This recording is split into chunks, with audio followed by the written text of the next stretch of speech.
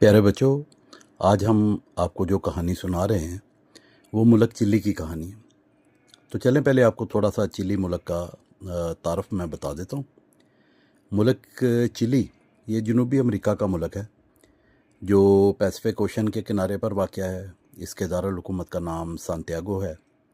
हिस्पानवी ज़ुबान इस मुल्क की ज़्यादा बोली जाने वाली ज़ुबान है। इंडीज़ पहाड़ों का सिलसिला समुंदर के साथ साथ चलता है और मुल्क की खूबसूरती में इजाफ़ा करता है। पेसो इसके सिक्के का नाम है। चिली में तांबा, लिथियम और आयोडीन पाया जाता है और फलों में आलू बुखारा, अंगूर, ब्लूबेरीज़ और सेब पाए जाते हैं। तो ये तो था मुल्क चिली का छोटा सा तारफ़। बहुत खूबसूरत मुल्क है और उतनी ही खूबसूरत कहानी जो है वो मैं आपको सुनाता हूँ। इस कहानी का नाम है भिक्षु का ख़जाना। एक किसान अपने मवेशियों को चराता हुआ एक गल्ले के गोदाम के पास से गुजर रहा था।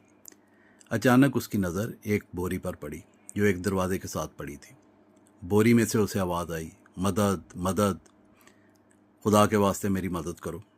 किसान ने जल्दी जल्दी बोरी का मुंह खोला, अंदर से को बोला, खुदा ने तुम्हें मेरे लिए रहमत का फरिश्ता बनाकर भेजा है। फिर बोरी में से एक भिक्षु निकला जिसने भिक्षुओं का मखसूस लिबादा पहन रखा था, लेकिन वो लिबादा फटा पुराना था। भिक्षु बच्चों, आपको पता है ये बुद्ध मत के जो पैरोकार होते हैं जिन्होंने वो मखसूस किस्म का लिबादा ओढ़ा होता है गहरवे कलर का, उन्हें वो भिक्षु कहते हैं। किसान ने पूछा, ए मोअज़्ज़ज़ भिक्षु, ये कैसे हुआ? आप बोरी में क्या कर रहे हैं?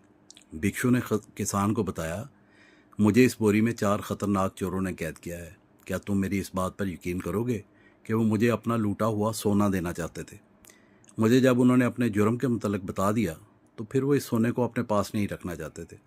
मुझे उन्हें इनकार करना पड़ा। मैंने उन्हें बड़ी तफसील से बताया कि हम भिक्षु लोग माल और दौलत नहीं रख सकते।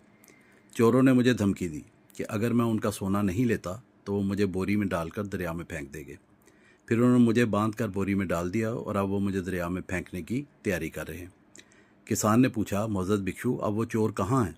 भिक्षु ने उसे बताया, इस घर में हैं और खाना खा रहे हैं। जैसे ही वो खाना खा लेंगे तो वो मुझे लेने आएंगे। किसान बोला, मोअज़्ज़ज़ भिक्षु, अगर ये सोना मुझे मिल जाए तो मैं तो बहुत खुश हो जाऊंगा।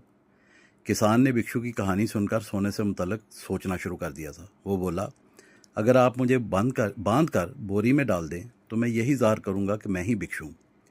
मैं चोरों को बताऊंगा कि मैंने अपना इरादा तब्दील कर लिया है। वैसे भी अब अंधेरा हो चला है, उन्हें पता भी नहीं चलेगा कि मैं भिक्षु हूँ या कोई और। भिक्षु ने खुश होकर हाथों से ताली बजाई और बोला, ज़रूर, मेरी मदद करने के सिले में खुदा तुम्हें ये इनाम दे रहा है। मैं ज़रूर तुम्हें बोरी में डाल देता हूँ। भिक्षु ने अपना लिबादा किसान को पहना दिया और ख़ुद किसान के कपड़े पहन लिए और उसे बांध कर बोरी में डाल दिया। किसान अब बोरी में बंद चोरों के आने का इंतज़ार करने लगा। जब उसने चोरों के कदमों की चाप सुनी तो वह चिल्ला कर बोला, मैं तुम्हारा लूटा हुआ ख़जाना लेने के लिए तैयार हूँ। मैं सोने का हर सिक्का ले लूँगा। लेकिन फिर खौफ की एक लहर उसकी रीढ़ की हड्डी से गुजरी जब उसके चीखने चिल्लाने पर चोरों के कानों पर जूं भी नहीं रेंगी। उन्होंने बोरी को एक घोड़ा गाड़ी पर लादा और उसे दरिया में फेंक दिया। किसान ने खुद को खोलने की जान तोड़ कोशिश की, लेकिन वो बड़ी मजबूती से बांधा गया था। उसने मरने के लिए खुद को खुला छोड़ दिया तो तब किसी ने बोरी को पकड़ा और उसे दरिया के किनारे पर निकाल फेंका। बोरी का मुंह खुला तो किसान ने देखा कि उसे बचाने वाला वही भिक्षु था। किसान लंबे लंबे सांस लेता हुआ बोला, मोअज़्ज़ज़ भिक्षु, आपने मेरी जान बचाई। भिक्षु मुस्कुराते हुए बोला, मेहरबानी फरमाकर मुझे ये मोअज़्ज़ज़ भिक्षु कहना छोड़ दो। किसान ने हैरान होकर पूछा, तो फिर और मैं आपको कैसे बुलाऊं? जाली भिक्षु ने उसे झुकते हुए सलाम किया और कहने लगा, मेरा नाम पेड्रो है, पेड्रो डी अरवीमाला।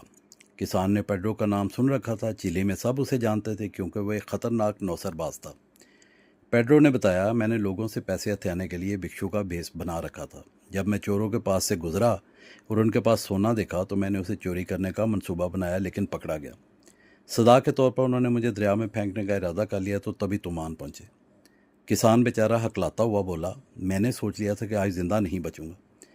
पेड्रो बोला, मेरा लिबादा मुझे वापस कर दो, मैं वाकई तुम्हें अमीर कर दूंगा, लेकिन कुछ देर के लिए मुझे तुम्हारे मवेशी चाहिए। कुछ ही देर के बाद सोए हुए चोर एक अजीब आवाज़ सुनकर हड़बड़ा कर उठे। उनके घर के बाहर से एक भिक्षु के गाने की आवाज़ आ रही थी। वो कोई मजहबी गीत था। उन्होंने फ़ौरन भिक्षु की आवाज़ को पहचान लिया। चोरों के औसान ख़ता हो गए। वो परेशान होकर बोले, ये तो वही भिक्षु है जिसे हमने बोरी में बंद करके दरिया में फेंक दिया था। लगता है उसका भूत हमसे बदला लेने के लिए आया है। पेड्रो ऊंची आवाज़ में बोला, भाइयों मेरी खुशकिस्मती ने मेरा साथ दिया, आकर देखो मुझे क्या इनाम मिला। चोरों ने डरते डरते खिड़की से बाहर झांका और पूछा, क्या तुम भिक्षु के भूत हो? पेड्रो ने जवाब दिया, मैं जिंदा सलामत हूँ, परियों ने मुझे बचा लिया था। दरिया के पानी की तह में परियों का पूरा शहर बसा हुआ है। उन्होंने ही मुझे ये सेहतमंद मवेशी तोहफे में दिए। वहाँ परियों के खेत हैं, बच्चों के स्कूल हैं, मेरी तो ज़िंदगी संवर गई है। चोरों ने हैरान होकर मवेशियों की तरफ देखा। वो सोचने लगे, अगर उनके पास भी इतने ज़्यादा मोटे ताज़े मवेशी होते तो उन्हें भला लोगों को लूटने की क्या ज़रूरत थी। वो भी मज़े से ईमानदारी के साथ ज़िंदगी गुजारते। पेड्रो बोला, मुझे यकीन है कि अगर तुम भी परियों के शहर में जाओ तो तुम्हारा भी मवेशियों का अपना रेवड़ होगा। परियों का बादशाह अपने तमाम मेहमानों को तोहफों से नवाजता है। चोरों ने पेड्रो को दरख्वास्त करते हुए कहा, मेहरबानी फरमाकर हमें बोरियों में बंद क्यों नहीं कर लेते और हमें दरिया में परियों के शहर जाने के लिए फेंक देते। पेड्रो हंसते हुए बोला, क्यों नहीं, बड़ी खुशी से। को घंटा डेढ़ घंटा के बाद पेड्रो और किसान ने भारी भरकम बोरियां एक कश्ती पर रखी जो किनारे पर रस्सी से बंधी हुई थी। पेड्रो ने कश्ती की रस्सी काट दी और कश्ती दरिया में बहने लगी। वो बोला, अगर किस्मत अच्छी हुई तो ये कश्ती बहते हुए सांतियागो से पहले नहीं रुकती। किसान बोला, इसका मतलब है कि अब हमारे पास खासा वक्त है कि हम चोरों का खजाना हासिल कर सकें। पेड्रो खिलखिलाते हुए बोला, बल्कि इतना खासा वक्त कि हम उसे खर्च भी कर सकें।